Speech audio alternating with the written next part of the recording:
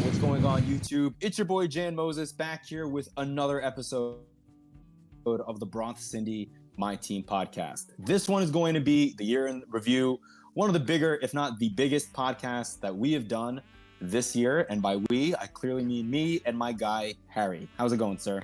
It's going good, but I mean, come on. I don't want to hear the biggest podcast. I want to hear the biggest video that's ever been done on the channel. Listen, I'm excited. This is a highly anticipated. We've been waiting such a long time to really get this, do this. I felt like we were going to do this a while ago, but I felt it would make sense to kind of wait till like the final season of MyTeam, and let alone this really is the first day of the final, it's like a fake season. This isn't really a real season, I feel like, because 2K25 is coming out in like a month or whatever it is. So I'm excited. I think this will be, it'll be fun. I mean, we've been very vocal throughout the entire year of where we're at with my team. I feel like we've done a really good job of, if there's positives in the game, we're going to speak about them. If there's negatives, and trust me, there is a lot of them, we're going to speak about them too. So I think this is going to be a fun way to kind of get all of our thoughts, make one big, nice little summary with the bow on it. And, I think this will be fun right before all the news starts coming out in a couple weeks for 2K25 My Team. Yeah, no, I totally agree. Working on an agenda for this was pretty difficult. Harry and I agreed that we're going to let Harry get a few things off his chest from the rip. And then we're going to kind of go from there. Also, I know the last podcast that we uploaded had some audio issues. I apologize. It was more tech issues. We think we figured it out. I don't think my audio should be doubling now. I'm basically bypassing my my computer with OBS and talking to Harry straight through my phone using Discord. So hopefully that'll work. And if that works, we'll do that going forward for all podcasts if the audio quality sounds good. So let us know down below. All right, Harry, I'm not going to waste any more of your time. Let's hear it. I want to hear this rant that you've been gassing up since we were in the pre-call Discord. The floor is yours, my friend. Yeah, I mean, I think the best way I want to begin is by quoting a text that I sent to you, I think yesterday or maybe the day before, but I think it kind of fully encapsulates my feelings of my team. And I said, as much as I've been very critical of my team in the past, and I have been, I feel like after how horribly they've treated us, I really feel that the innocence and sort of nostalgia of my team that I've had for years and years, that's kept me going every year playing this game, I feel like it's practically gone. And I think it's sad because I'm, as Jan can attest, I've really, as much as, maybe I don't play the full year every year, and there's moments where I get kind of bored of the game, I don't want to play as much. I've been a very loyal 2K, going back to 2K. I think my first 2K was like 2K12, maybe 2K13.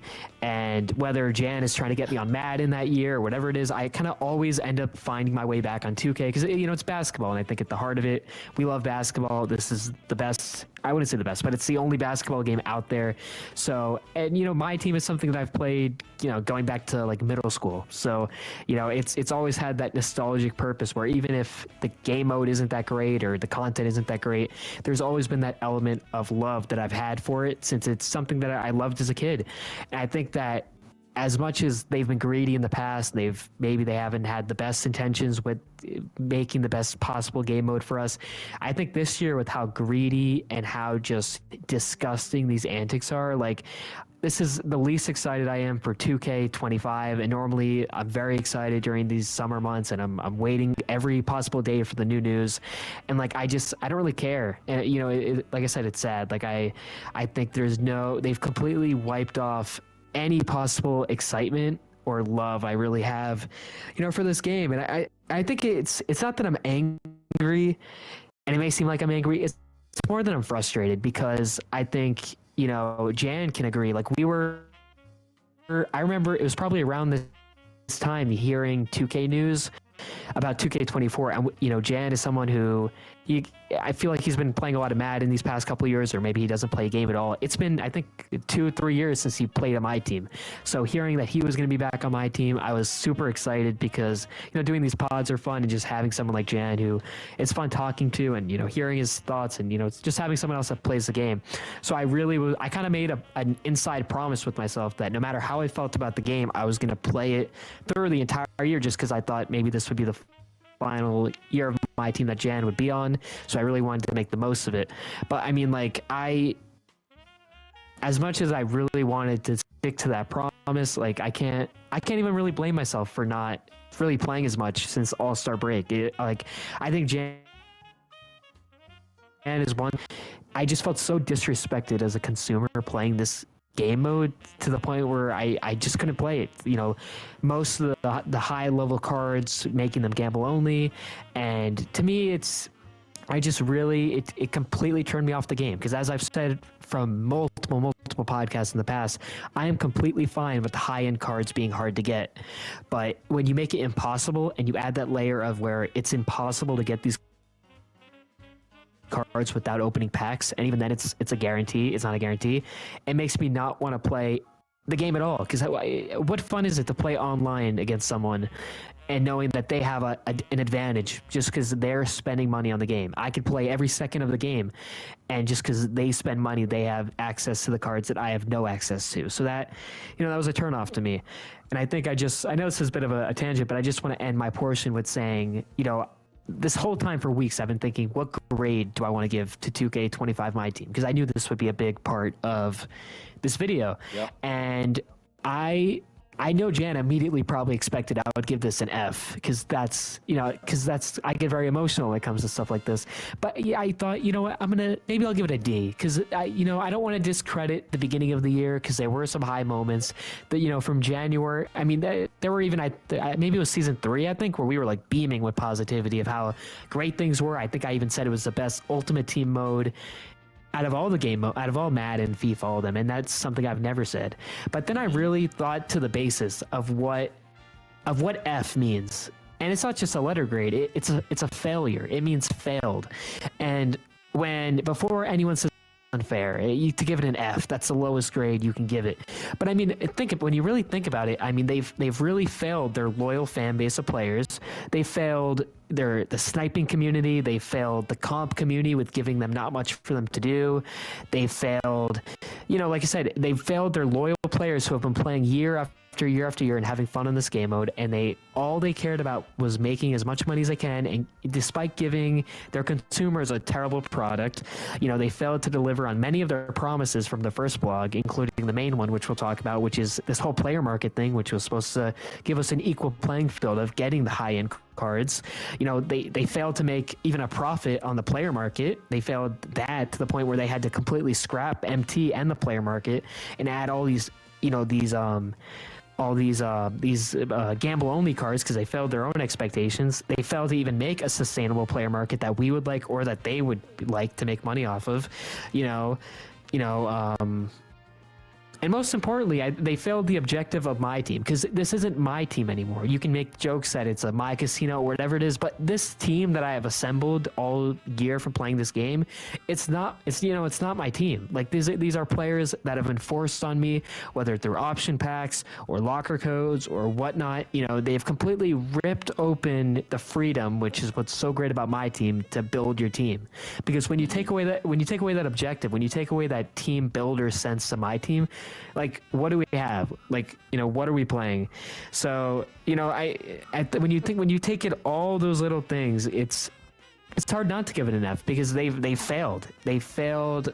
This whole year, I feel, has been a failure, and has completely ripped away every possible goodwill that they've assembled throughout the beginning of the year, where we were more positive about the game. Because I'm at a point where now, as much as I've loved the blogs in the past, how can you possibly believe a single thing they've said? They've lied. This is not like normally a 2K their main point is always what they stand by, whether it's they're taking contracts out of the game or they're adding a draft into the game. That main point is always what they stand by. The main point of this blog was adding a player market that was supposed to be fair. So how can we really believe anything that's coming from this next blog, or anything that they're going to continuously do? So yeah, it's sad. And I really think, you know, my last point is that, you know, I think it's a cycle where a lot of people like to complain about 2K, but then these summer months are where people get the most excited, and you can like sense the anticipation for the new content, for the new news, for the new game. I think this is the most negative I've ever seen a summer leading into 2K25, to the point where, like, there's there's practically no excitement because I think, and it's not just my team, it's Park, it's everything. I think they've really done it. After year and year of having that at least a little bit of goodwill to keep people in the game, I think they finally did it in just breaking us down. Because, I mean, listen, it's been years really since a universally loved 2K like a 2K17 or a 2K19 or even a 2K20. It's been maybe 4 years since a game that people have really liked. So I think it's sad, but yeah, that's my point. I'm giving it an F. It's hard not to, you know. Yeah, man, that was a roller coaster. I thought you were gonna give it an F, and then you made me think you were gonna give it a D, and now you're back to giving it an F. Yeah. Yeah, I mean that's what I thought you were going to give it grade wise. And before I say anything, I want to make sure, is there anything else you want to add to your rant before I say anything? No, I think I've hit on all the targets for now, at least, but we got more to talk about. I know. I was gonna say that's actually surprisingly tame, given where I thought you were going to go with this. I thought it was gonna be a little more vicious in the direction of 2K. But I think it's like I said, and then I'll let you go. It's like I'm not even like it's not even angry at this point. It's just like I'm frustrated. Like I'm kind of just like I'm done. Like I feel like there's definitely been some more negative podcasts from me, but they've kind of ripped. I'm like I can't even think of the right word, but I'm more like they've kind of ripped away any emotion. Like they've made it so I don't care, you know, and that's a problem. And I think that is, before I give my grade, I think that is a very dangerous place to be as a company pushing a product. You want people to have some sort of opinion about your product. It's when they become indifferent that you're in danger, because indifference means irrelevance, in my opinion. And that means that, for Harry, if 2K25 is just 2K24.2, I think Harry and a lot of people are not going to be interested in getting the game. I still think there will be enough people buying the game that are going to spend money on the game where 2K may not care, at least immediately, but it's still going to be a terrible look. And the point is, regardless of, what 2K's objectives are, which, is, making money, it's sad because, I think this year was the most clear indication to me that the MyTeam that I the one that I enjoyed playing over the last 11 years is really changing now for the worst. It's in a place now where, again, I said this multiple times on this channel, that it felt like 2K24 in the latter half of the year kind of felt like a case study. It felt like 2K was seeing what can they get away with, how far can we bend the community before they break. And I think some people, they have broken in a way, whether that's them not spending any more money or them completely leaving the 2K scene.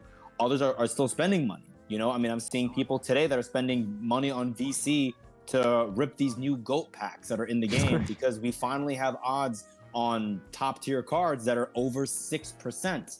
And we're in the second week of August.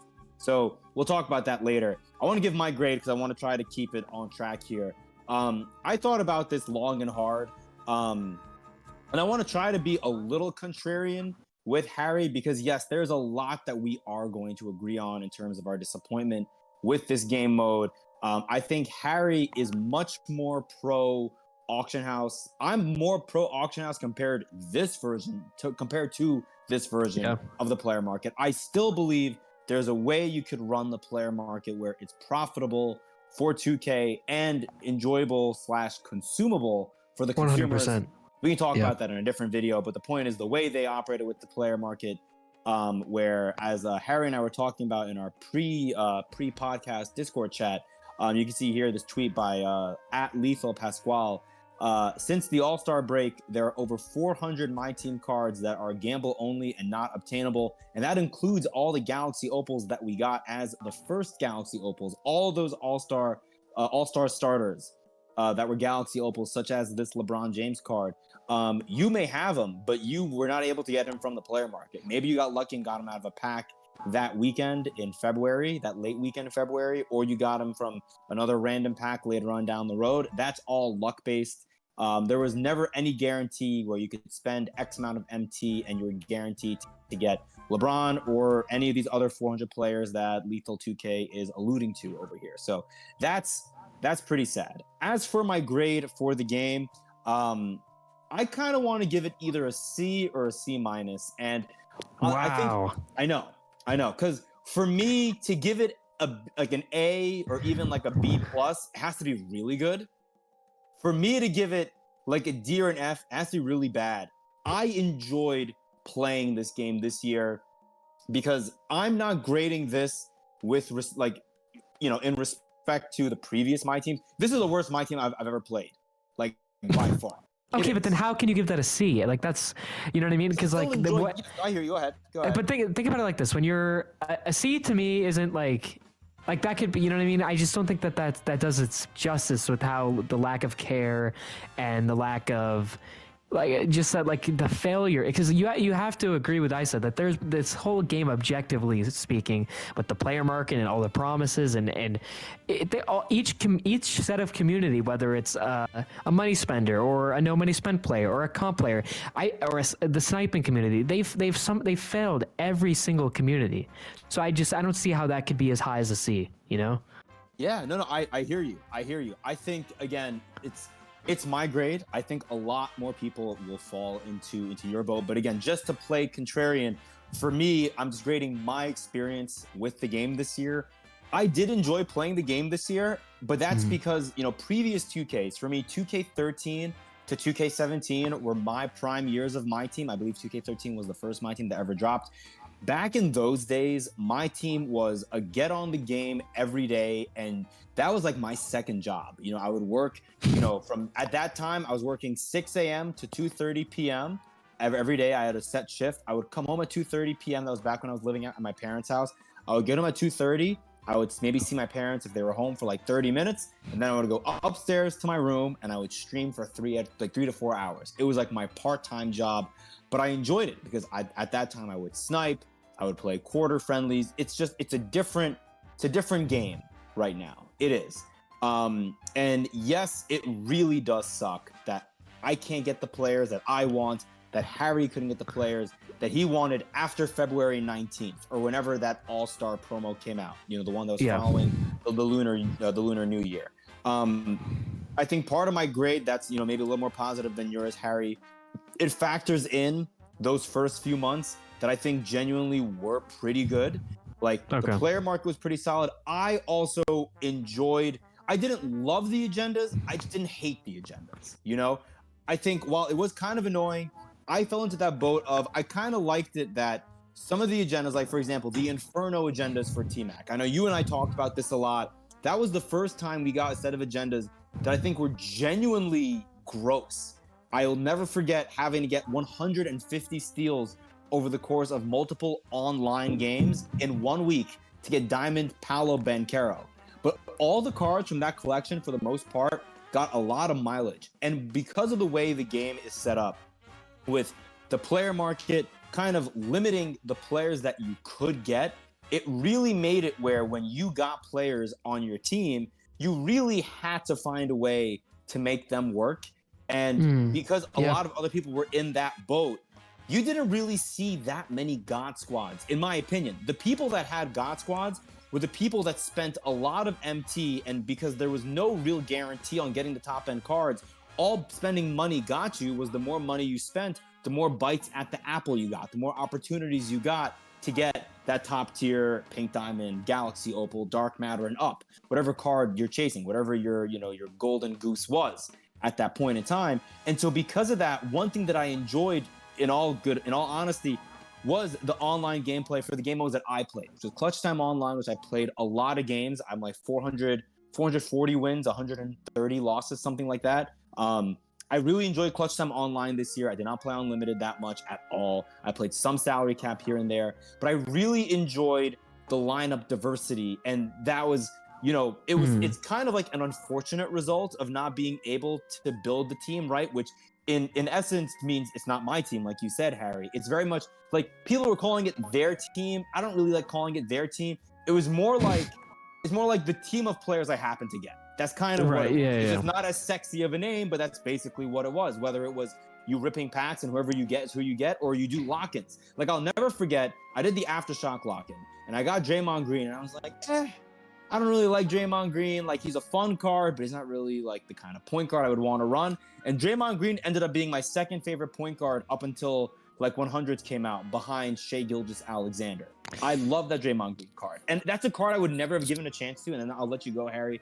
He was a card I would have never given a chance to had we had Yeah. an auction house. But because I got him and he was a new card and I knew I spent MT on getting the lock-in and getting the exchange packs to get him, I had to try him out. I would, in any other year, I would not have tried Draymond Green and I would not have done well with him if we had, a proper auction house. So I'll let you give your rebuttal because I can hear you have one. Yeah. already. Oh God. Yeah.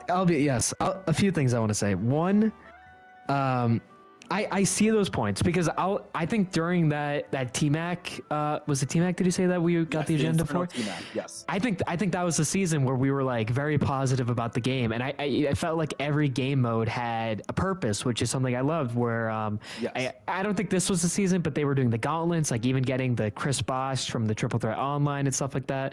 Like Yes. I felt like they were doing a good job, whether it was that season or not. But it felt like every game mode had a purpose, and we were getting cards for the first time ever that were really good that you could get an agenda for, and you had that advantage. And it might have been a lot of work, like that Chris Bosh. It was, I forget, did I go 15-0 in Triple Threat? It was something I think ridiculous. It was 15 in a row. Yes. Yeah, and I remember I was, it's not LeBron or it's not KD, but I was really proud to have that Chris Bosh, and it's a card that not everybody had. Not everybody had that T-Mac, so it was really cool that you could flex a card like that, and the people who spend money on the game, they didn't have that option. So that's the thing. I think they really did a good job early on in the game, so I get the grade, but I want to say two things, and then I'll let you go. One, that's probably a more fair way to look at it by doing an average of the whole year. But let's say 2K was split into two halves, okay? Let's say from September to February, that was part one, and from February on to now is part two. Objectively, if you only had to grade an average of from February to now, what would your grade be? Because it cannot be a C. You know what I mean? So what would it be? It would probably be like a D or a D minus. I can't give it an F because okay. I still enjoyed the game, but it's definitely lower. Like the first half was definitely better than the second half. Yeah, and then also, like, I think you're like, I get that I think you're a very positive person, and I like that you have the. Harry, I'm a Knicks and a Giants fan. Be careful with. I know, but I like that you're in your mindset. It's like you're making the best of it, and you're getting Draymond Green. But when I hear stuff like that, that makes me frustrated because it feels like, and it's great that 2K gave you a Draymond Green, and maybe you didn't. It was not by chance that you got that card and you really liked it. But for me, it just feels like they're beating you down, and you're sort of thanking them for it because you're finding the positive. Like, I think it's better word for it, but it's bullshit that this is a card you're forced to have, and maybe you over time you've liked to have him, and he's not, and you grew to like him, but like that's not my team. You know what I mean? And I think it's because listen, Jan, I'm gonna really bring in the big guns. How many pack openings have I seen you post on YouTube where I see the head roll and the rolling your eye? What was the video last time? You didn't even go into freestyle with the player because you were so disappointed. So maybe that one Draymond Green that you got that you were super happy, that's one out of maybe 15 other cards that disappointed you, and you put in all this work for agendas, or you spent your hard-earned MT on a lock-in, and you got a card that you didn't want. So I think that I don't like the idea of focusing on that small card that you got that was great, because there were so many other cards that we've all gotten throughout the whole year that are not that great, and they've dampened the experience when it could have been a more positive one of having fun, which should be the point of my team, of playing this game and having fun, earning your MT and saving your MT, and as Jan and I like to do, being frugal with our MT. So when there comes a player down the line that we're really excited to get, we're like, oh, that's awesome. We can spend that MT. I think that's why, looking back, I think I was a little negative on the T-Mac. As cool as it is that you can grind for a free T-Mac, I had over 1 million MT at that time. I think, Jan, you might have had less, but I wanted a card that I could be excited to spend my MT, and we were not getting that. And now, looking back now, Jan has over 4 million MT, and I had like 2 million MT towards the end of the year. There was absolutely no card that we could spend our MT on. So I think it's ridiculous that it even got to that point. And it's like, it took, it just takes away, they really broke us down more and more throughout that whole second part of the year, which we can call it, to the point where it's like, you kind of forget what we're even playing. They're just giving us cards and we're learning to like them, which, should not be the point. Definitely. As a rebuttal, because I will say, could it have been better? Obviously, hence the my C minus grade. it wasn't just Draymond. I did get a lot of players that were really good. You know, I mean, my entire team was lock-ins that I took in the clutch time online. And again, that's a team where I don't think I'm necessarily the best or even close to that. I'm not comp when it comes to my team. I don't play the game enough. I'm old. I have boomer fingers, all that stuff. I'm 31. I'm old. Come on, look at that record. You got a good record. Come on. I know, now. but again, I think part of that record is the team that I have as well.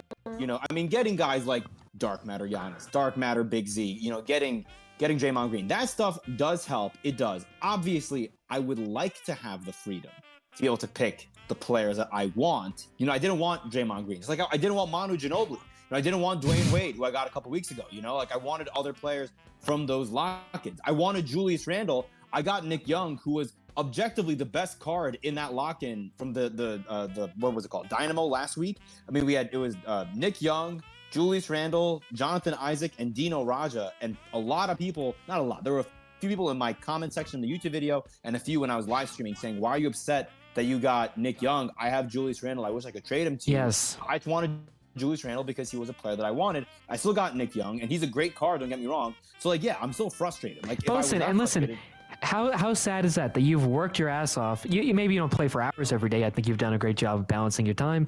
But, you know, you've worked hard. You have 4 million MT. You've played this game a good amount. And the least you should be able to do is build an all-time Knicks team, something that we've talked about since day one of the game. The fact that, you know, your best, what was the best Randall you have? Like an Amethyst? The Galaxy Opal. An Opal, whatever. And that's not bad, but it's just like, it's like they've, you know, and that's a whole other thing. They not only have they broken us down, but they've removed any sense of autonomy and creativity that we could have in this game. Think about how many fun I mean, the fact that I give props to you that you've somehow managed to make a 2K17 lineup that you were excited to make. But we could have, you know, with all the MT that you've had and you've grinded for in this game, we could have spent an entire a big second part of the year doing this, making fun lineups, doing the things we want in my team instead of kind of being forced in directions. All right, I guess there's an agenda. I guess I'll do that.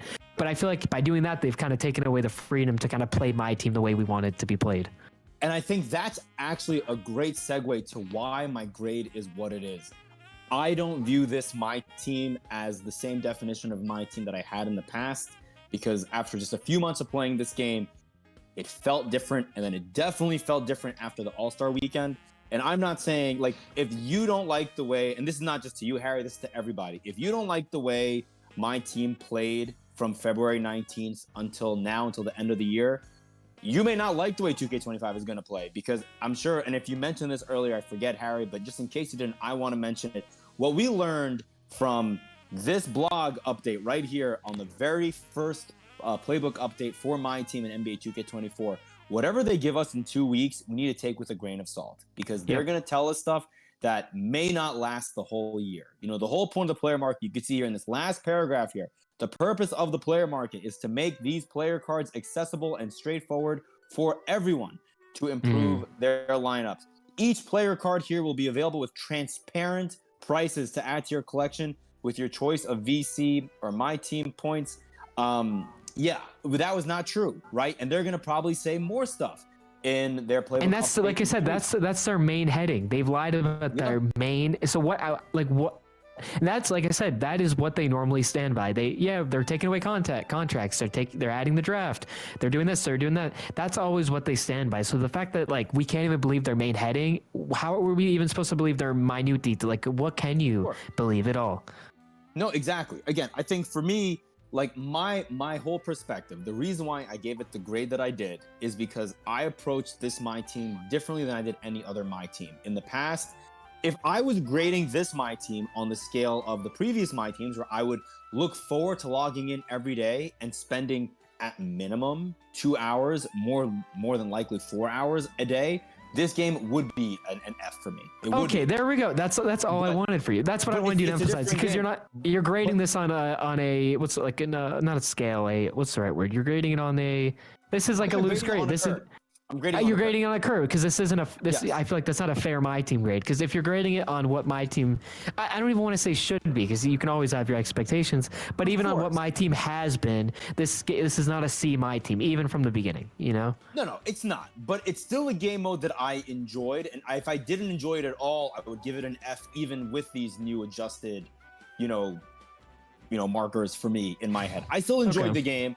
I found a way to And it's not like I enjoy the game by spending a lot of money or a lot of time. I've been pretty adamant all year that I've been pro money spent, meaning I only spend money once a season, $10 on day one, except for this season, on the pro pass. And because it has been the best value for your buck every season, unless you're doing, my career and you want to invest a little money early, which I did a little bit, but that was only for my career and I barely used that player. I'm sorry, Harry. Yep, we know that, don't we? I know. Our lack of rec and park videos, they say it all. I know, it's true. The proof is in the pudding. I can't even deny it. But no, I still enjoyed the game this year, and I think I was able to enjoy the game this year without spending money really on the game and without spending a lot of time, And I just very, very briefly, I just want to touch on a comment that I've seen over the last couple of months. I've gotten from Harry for sure. And I know it's all in good fun, but a lot of people have always been like, coming to my chat, seeing like, oh, you have 5 million MT, you have all this VC. Why don't you spend it? Why aren't you doing this? Why aren't you ripping packs? Why aren't you, buying players on the player market? Honestly, my team, I feel like I did a pretty good job of conserving my resources. Obviously, not just MT and VC, because that's the obvious stuff. It's the players that I would earn from playing the game. Even if I were to go into my unopened packs right now, all you would see would be exchange packs with emeralds, sapphires, rubies, amethysts, diamonds, and pink diamonds, which I would use for exchange packs for the promo packs on Friday.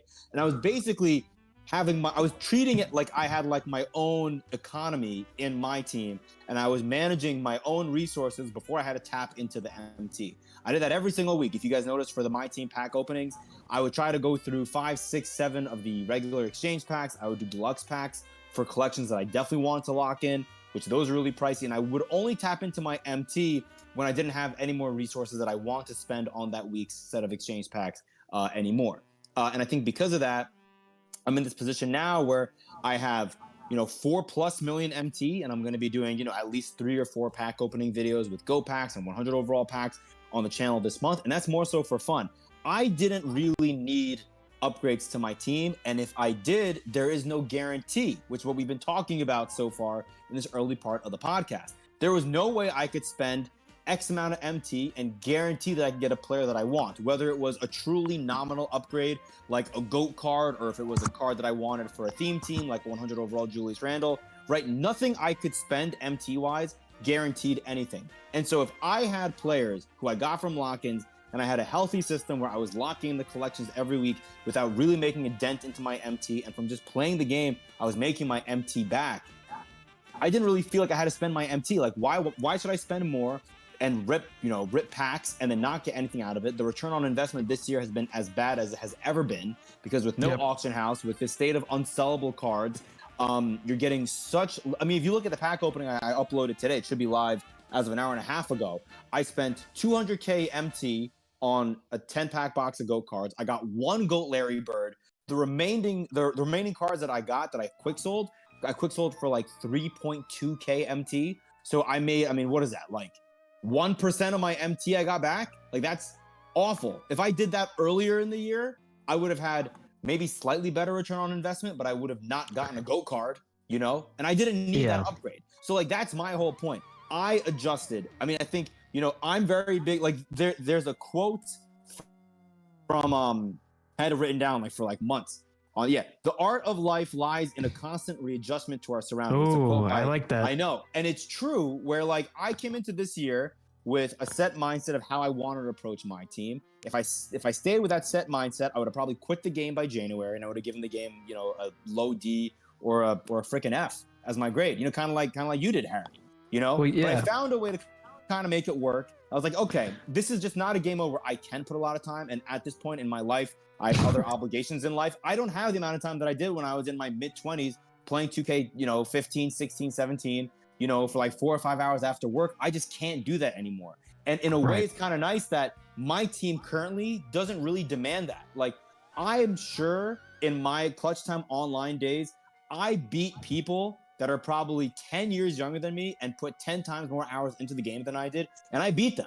And that's fine. That's not me bragging. That's okay, maybe a little bit is me bragging. But like, the point is, you don't have to put all these hours, all this money into the game to really be good. And I think in that regard, the only good thing about this player market is like I would lose against people that had the more budgety teams because those are the people that tend to grind the game more. It's the people that have these dark matters, these goats that would come in with the big paycheck and zero skill. And that's why I kind of liked it, where it was a healthy balance. I won more games than I lost, and I wasn't playing against the same god squads every single game until like later on in the year. So yeah, I'm giving it a C. I'm trying to think if there's anything else that I want to touch on in terms of my grade. Are there any rebuttals to what I closed off on, Harry, that you can think of? No, and I like the quote. I'm a quote guy, so I like that too.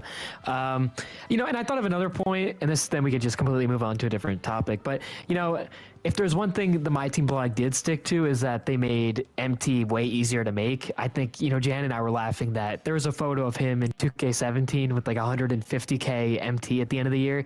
That is like.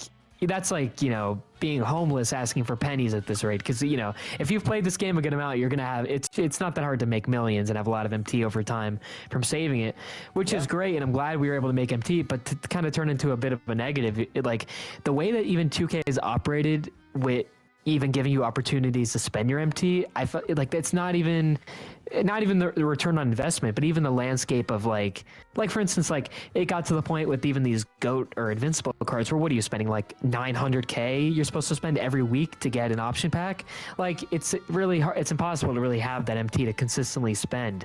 So it's like it felt like all the opportunities they even gave us to spend our MT were just so out of reach, where it's like you're kind of forced to be very very you have to be 100% certain, or maybe you want to spend another week to think about getting a card, because like it's such an I think it goes back to what we've talked about the whole year. There were no budget cards. It's either you're spending your MT on a super high end value card, or that's your only option. It's like, you know what I mean? So I think that's also something to keep in mind, where even though there was a positive of getting more MT, it's like the rate where everything was like significantly more MT at the point where you can't even there is no balance at all.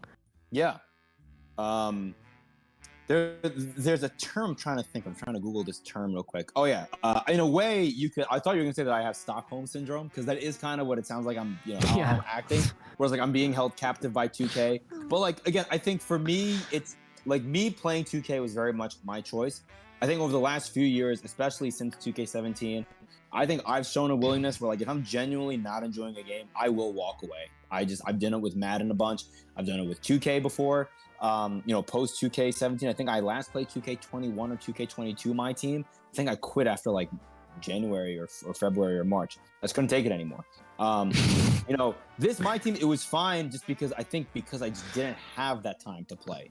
And I talked about it before, not to like kiss ass to you guys watching, but like one thing that really helped this year is, like, relatively speaking, in terms of My Team content, a lot of the videos that I uploaded in the latter half of the year got a lot of views by my own standards, and that's all because of you guys. That really helps. If I was uploading videos and getting 1 or 2 views every video all year, I may not still be playing 2K either. Like getting all the interaction on stream and on the videos, that does help, which is great.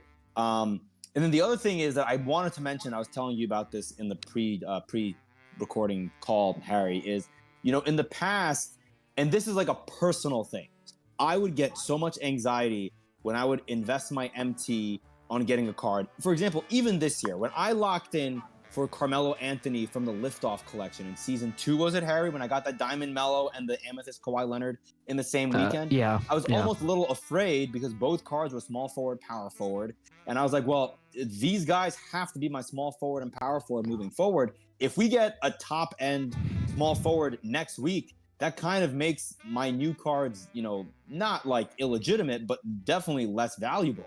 And if we had an auction house, let's say I spent, 300, 400k on the pieces to get Carmelo Anthony. Well, if Carmelo Anthony was a card that I could sell, maybe that week that I got him, he was 500k. But then if we get LeBron the following week, that Melo could be a buy now.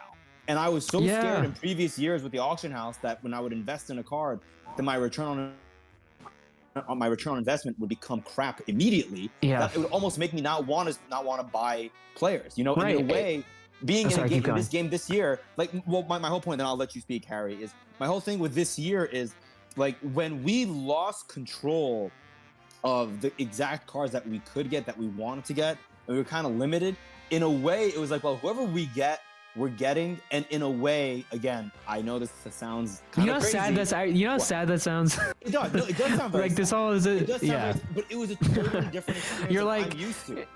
You're like, You it's know? like the person who like they goes to the grocery store and they're stressing out over what to get, and then they find one day that, oh, I'm just gonna go to Publix and they just hand me what I get. Like at least it might not be what I want, but at least I don't have to worry about what I want to get. Like it just sounds Well, it would have been ridiculous. like that if I thought I didn't like mushrooms and I went to Publix and they gave me like a surprise bag and there were mushrooms, like I don't want to eat this, but this is what they gave me, and I cooked and I was like, oh, mushrooms actually aren't that bad. Now, would I want to eat like that every day for the rest of my life? Hell no.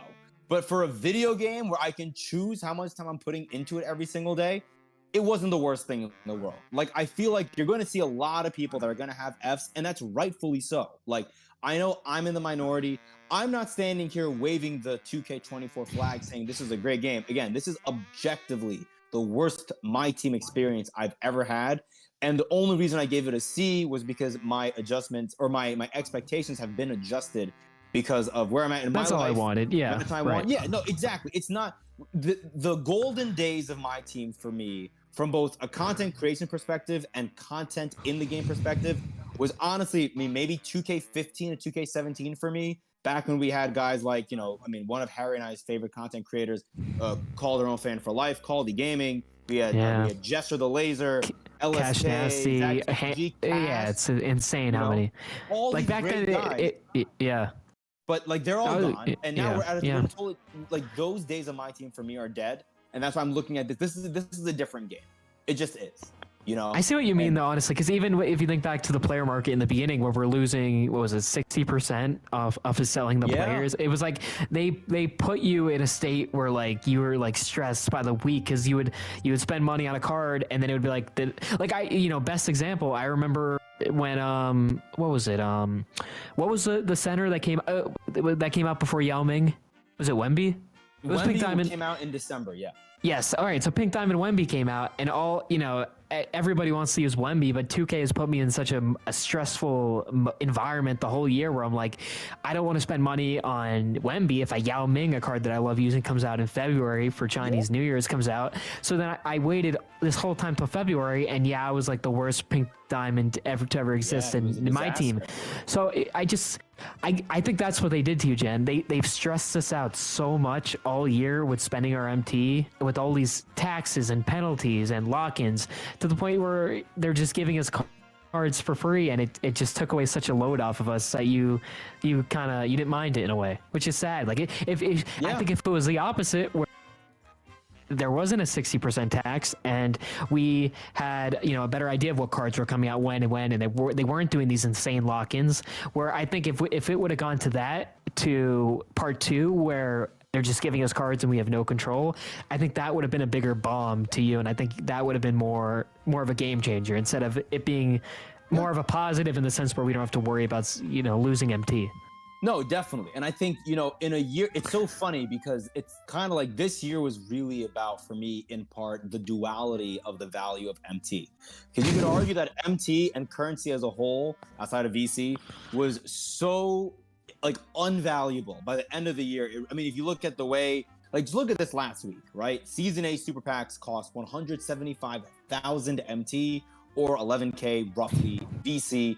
The packs that we're getting now in Season 9, these Go Invincible and 100 overall packs.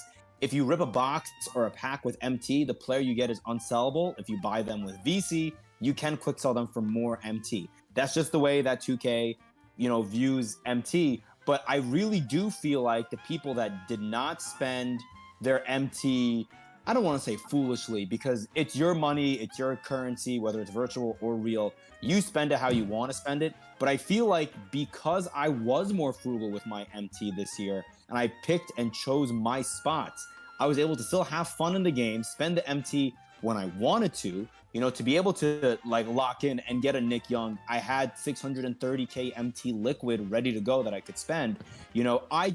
I don't believe in pack openings. I say that all the time. I think pack openings, especially this year, and we can talk about this very briefly, even though there's not much analysis needed, like pack odds sucked. They were at an all-time low. We had 6% 100 overall plus pack odds in the super packs in season 8, which was literally 5 days ago.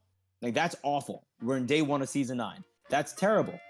So many people ripped those packs this week knowing we were going to get something on Friday. You know who didn't rip more than one pack? And I ripped that one pack for content. And you know who texted me being like, why did you rip that pack? The guy that's on the podcast with me right now.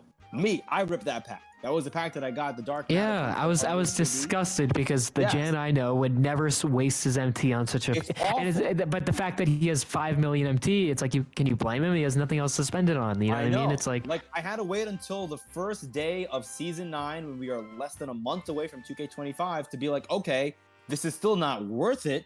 But then again, what does worth it even mean? In the relative sense, the GOAT packs that we got today are by far the best packs that we have to rip.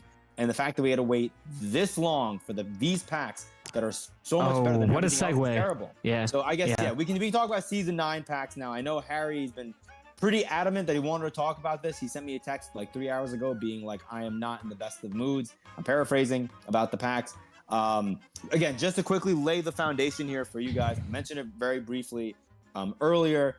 We got a bunch of new packs that are not really new packs because they're all old players that are in the packs. We have super packs from every season that are all VC only, basically, if you want to rip them. But basically, all the VC packs yield sellable players. All the MT packs, even though they have 12% odds, which is double the percentage of at least of any other pack we've gotten this year in terms of good pack odds.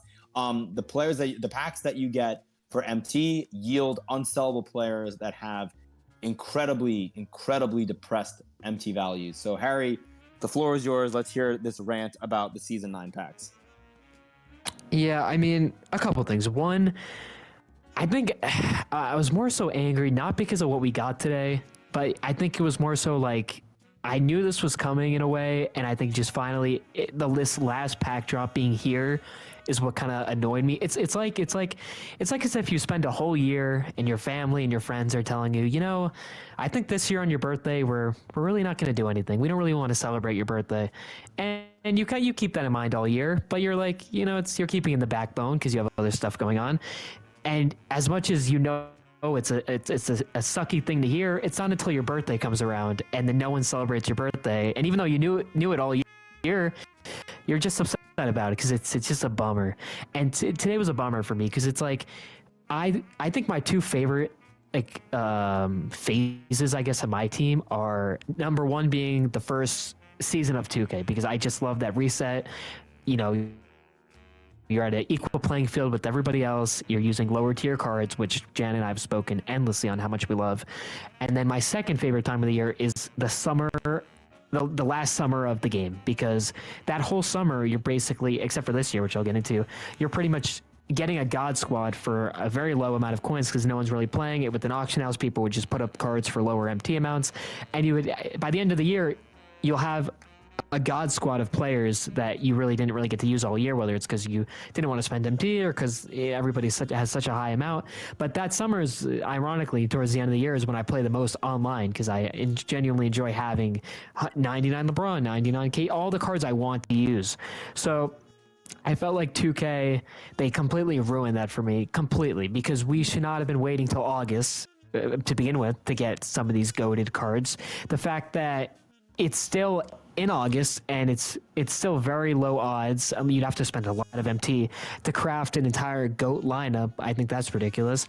And they've, you know, it's one, I get that they're greedy and, you know, I should have expected from the beginning, but it gets to the point where you're just shooting themselves because they've spent this entire summer what could have been a way to make bygones be bygones, get people excited for the next game by letting people play with some of the cards that we've been missing out on all year because of their antics, and they haven't done that. We still don't have even, you know, the good opals in the player market. Like, we still don't have the opals from All-Star Weekend, which is just insane. So they've took a summer, which I love, and they completely ruined it because we haven't been able to play with these cards.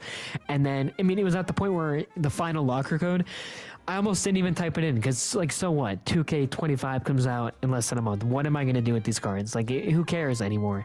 And then the fact that they're still going to give us packs where it's not even close to being a guarantee of getting these cards. The GOAT packs, I opened 70 maybe packs today. I pulled, I think, 7 goat cards and 5 or 4 of them were duplicates that I had to quick sell for 3K. So that was a waste of a pull of a rare card that I did. Like the fact that now I'm ending the year with 3 goat cards and the rest are like 99s with a couple hundreds, like that's unacceptable. You should be ending the year with the best cards in the game because why else? Who cares? Like that, you should be having fun.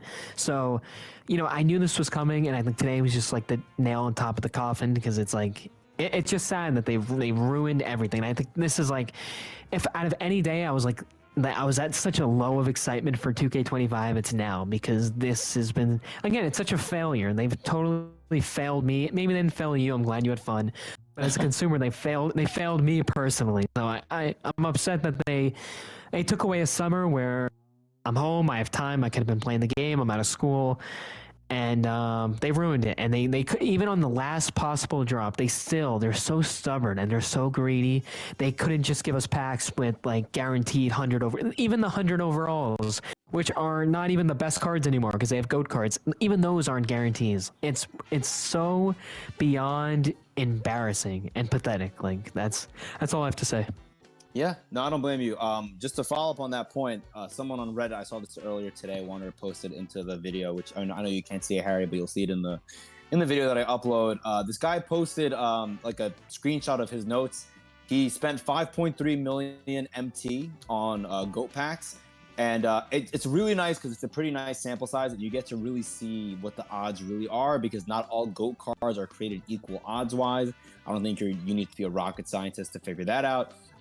This guy pulled, let's see, 8, 16, 24, 27, 30. He pulled 35 goats out of 5.3 million MT. These are 20K packs. These aren't like 100. These are 20K. That's all he pulled in 5.3 million. Yes. So 35 goats, which isn't awful, but of those 35 goats, 24 of them were Larry Bird. No, that is awful. That's terrible. In August, the last pull of the year, you should. Yeah. It just sounds like a lot. 35 goats sound like a lot, but in think about how much that is. 5.3.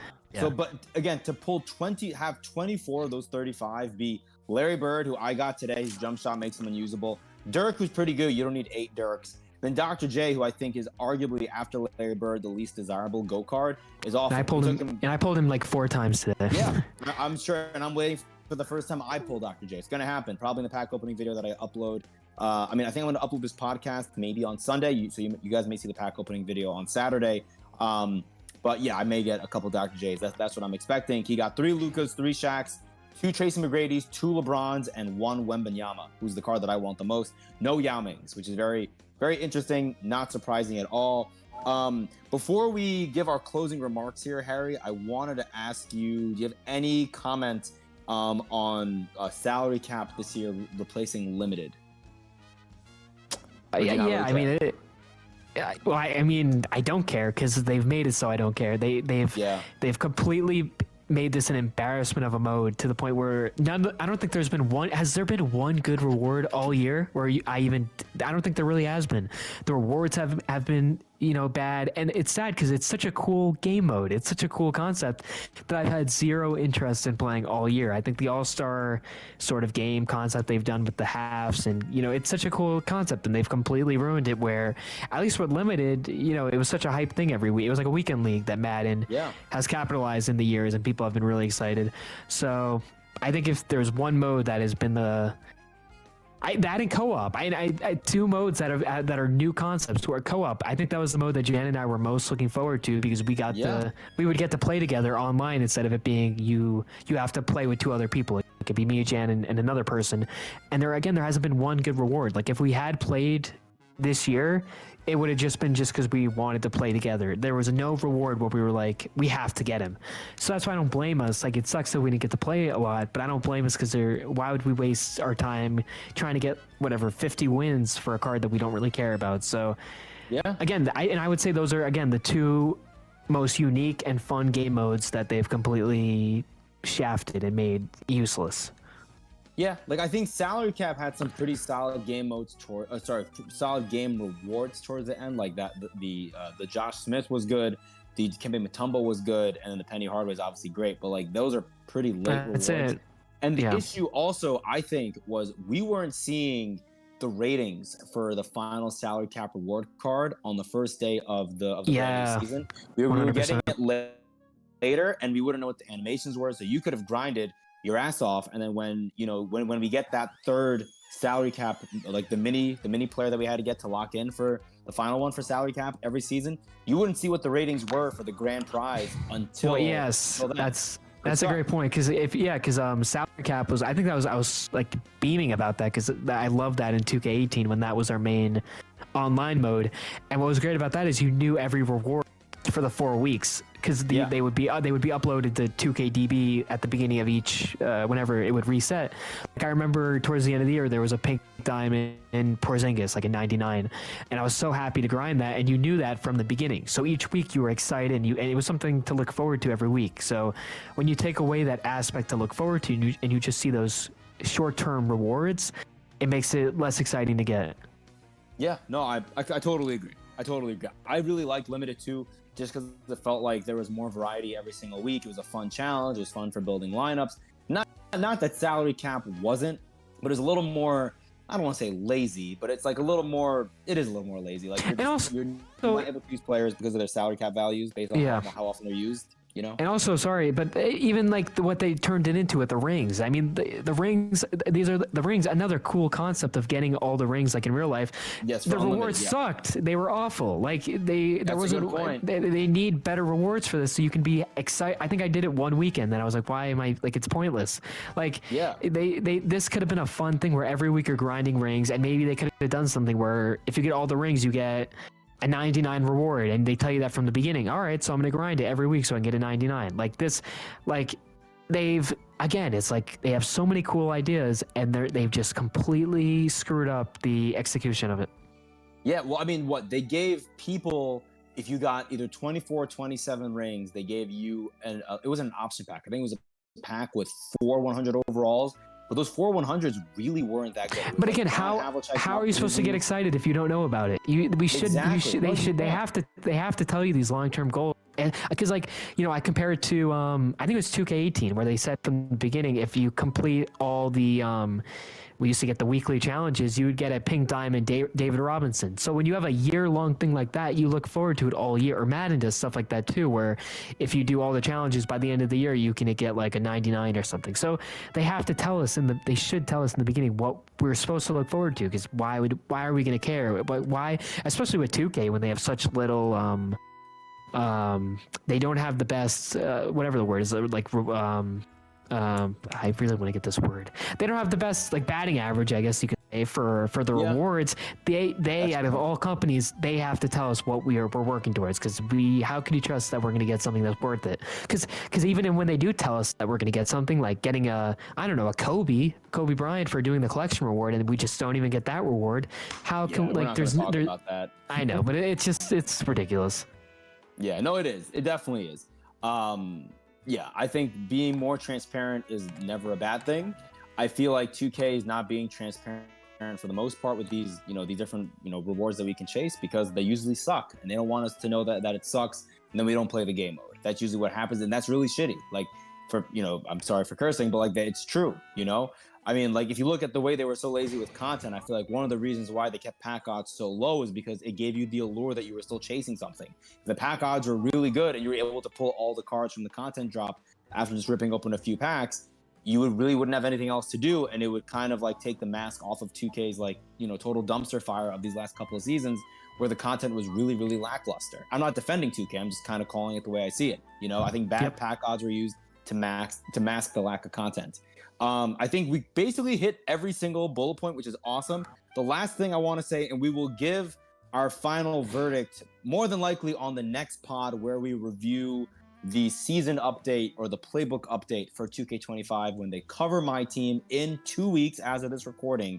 Harry, as of right now, are you leaning towards getting 2K25? And if you are you leaning towards playing MyTeam on day one?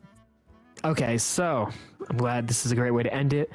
I will say, I think I will get 2K25. Again, it goes back to the point where I love basketball. It's nice to have a game, but I'm like, and this says something now because Jan knows, like around the time where we're like nearing getting my team news, I'm like excited for what's to come. Yeah. I'm so leaning towards not even playing my team. Like they can add an auction house, and that is nowhere near a guarantee. Like I'm still probably not getting. I'm like probably not getting my team. Like I'm most likely just gonna play like my career, play now online, and just focus on that for fun. Because they've really like let me down this year.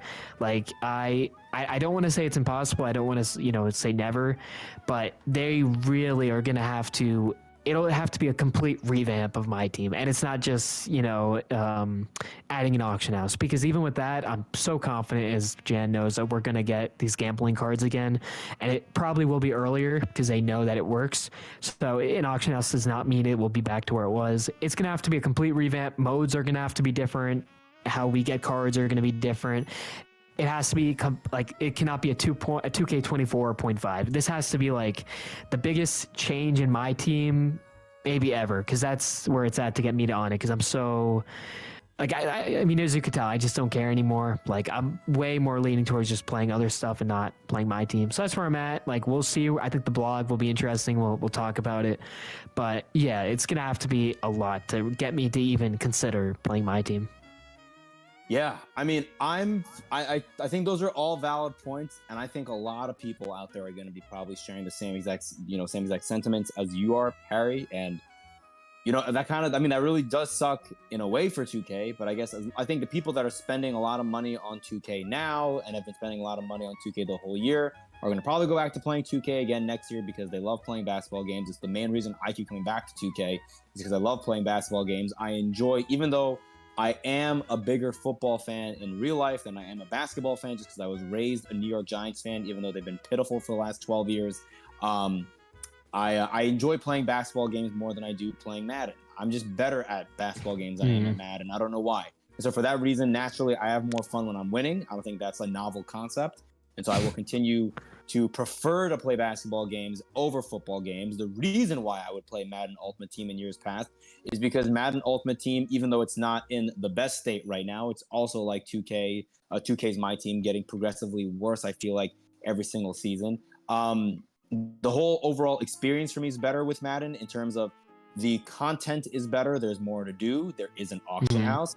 I personally enjoy the content creators over there more than I enjoy a lot of the more mainstream content creators in My Team. And maybe that's because a lot of the mainstream content creators I liked in My Team realized that this game mode is heading in a bad direction, that it's a proverbial sinking ship, and they all left. So maybe that's part of it too. When it comes to if I'm going to play it or not next year, obviously, like Harry said, and we alluded to, we're not going to make any outright, claims one way or the other right now. I'm 50-50, and I said this before on stream. This is not me trying to be like the people's champ, but for me, one of the main reasons I would come back and play 2K25 next year is honestly because of the viewers, because the people that have been supporting the channel. It's been a lot of fun. It's helped breathe a lot of life into this game, and I genuinely mean that. That's a lot of fun. But the main reason why I probably wouldn't get it is because, I mean, on a personal level, I don't know how much more time I'm going to have to play this game than I did this past year. And, you really have to be very efficient with your time when you're playing this game if you don't have as much time to play. That's not a flex. That's just like the unfortunate state of, being an adult. I'm looking to move into an apartment with my girlfriend later this year. I don't know how much more time that means or how much less time it means I'm going to have to game. I've already been pushing for a 2-bedroom. So, if you're in chat, fingers crossed, I can get a second bedroom so I can put my gaming setup in there so I can stream. But like, if not, I mean, that's fine because, priorities change as you get older. And this game, it's not, again, I gave it a C because the game, for what it is, for what I expected it to be, not comparing it to previous My Teams, was a C. It's just, it's one of those games now for me where it's like a lazy game where like I boot up, I'll have, I'll go on and play online a little bit and then I'll forget it. Whereas like in previous years of My Team and MUT, you can ask Harry, I would tell him all the time, I was almost afraid to get My Team or get 2K or Madden every year. Yeah. I was afraid if I missed a week, I was going to fall behind. I never once got that urge in this game this year because you could grind your ass off for MT or you can grind your ass off for players you can earn from agendas or offline. But I could get those same players and agendas by just, being more efficient with my time. Then we were at the same exact playing field. And if I got luckier with the players I got out of my lock-ins, then I had a better chance potentially at beating you if we had the same exact skill level. Again, I'm not using that as a way to be like, oh yeah, 2K is the greatest thing. It's not. That was just my mindset for the game this year. I'm at a 50-50 split. That's where I'm at. We'll have to see what the game looks like once the game comes out, let alone from the blog, which again, we're going to take whatever's in there with a grain of salt. Do you have any closing remarks, Harry, now that we hit on every single bullet point? No, I think we really did a. The only other thing we could have talked about more, which is fine, is the agendas. Like I said, I think they just need to revamp the game. Like they need, it has to be new. I want new ways to, challenges. I want new. It just has to be new and fresh because, this is just. If there's any sense of my team that will feel like 2K24 and just give me that feeling that I have now, like it makes me want to do the furthest thing from playing it. And I think, like Jan said, like especially next year, I'm going to be busier than ever with the career stuff that I'm doing. So I don't want to invest time into something where they clearly don't want to invest time in me and making a good game that I want to play. So it'd be interesting. Yeah, no, this was good. I do want to say, I'm hoping, fingers crossed, that Jen and I will be able to get a pack and play video out before the blog that we review. So that'll be a lot of fun. A good way to end it on a positive note. So it's not just we end things with me bitching about how bad the game was. I'll send it to you. Okay. Hey, well, I don't think I have anything else to add. Again, I appreciate all the support you guys have shown, especially on these longer form content videos. I know guys like, one of the OGs, Mr. Clutch, always says he loves these longer form videos. It's crazy. I always, these videos especially, they seem to always do not that bad. They get a decent amount of viewers. Yeah, which again, we really appreciate because we really do enjoy doing these. And it does take, I'm not trying to ask for pity, but it does take a lot of effort. Like Harry is a much busier person now than he was when he was, a teenager, moderating my Twitch chat during the mid-2010s. And I was in my mid-20s and I didn't have, both of us had much less responsibilities back then than we have now. And so trying to orchestrate a date, time, and place for us to get into Discord and record for an hour plus like we have today is not the easiest thing in the world. So you guys showing us love by dropping likes and leaving comments and views on those videos, it goes a long way. And it tells us that, okay, you guys like this kind of content. We're going to bring you guys more content. Because honestly, Harry and I really enjoy doing this stuff. Iron sharpens iron in this case. We're both people that are students of the game when it comes to MyTeam. And we are both people who, while we may not always see eye to eye on everything, we do want the game mode to be better. And even when the game was in its golden era back in the, in my opinion, 2K15 to 2K17, and I know for a lot of other people it was the later 2Ks like 2K19 and onward, there's always room for improvement in every game, and there's plenty of room for improvement in this game going into 2K25. Will we see that? Probably not, but will we hopefully see that in some areas? We can only hope, right? With that said, Harry, I appreciate you. Thank you for freeing up, like I said, a little over an hour of your time on a Friday afternoon to record this. Again, you guys should hopefully be seeing this either on Sunday, August 11th or Monday, August 12th. Let us know down below what letter grade you would give NBA 2K24 MyTeam. And if you want to give us your list of pros and cons, please, I'm looking for this debate to be healthy and to continue on in the comments if you wanted to. If not, I think Harry and I didn't really leave many stones unturned in this. And if we did, they were probably stones that we just didn't really feel were worth turning. In this kind of format, we've already talked for almost 70 minutes. So I don't know if there's much else we really want to talk about. All right, Harry, I'm assuming you have nothing else to add. We appreciate you guys. We'll see you guys again together in the pack and play video. Yep. I said it. Don't worry. You're gonna duck me. We're not gonna play. No, I'm kidding. Let's get this back. I'm ready. I know you do. Will be pack and play video will be coming to a theater near you. That theater being the Bros Indie YouTube channel. Come and show us more love over there. Again, thank you for the 500 subs, and then we will have the podcast. I guess the following week.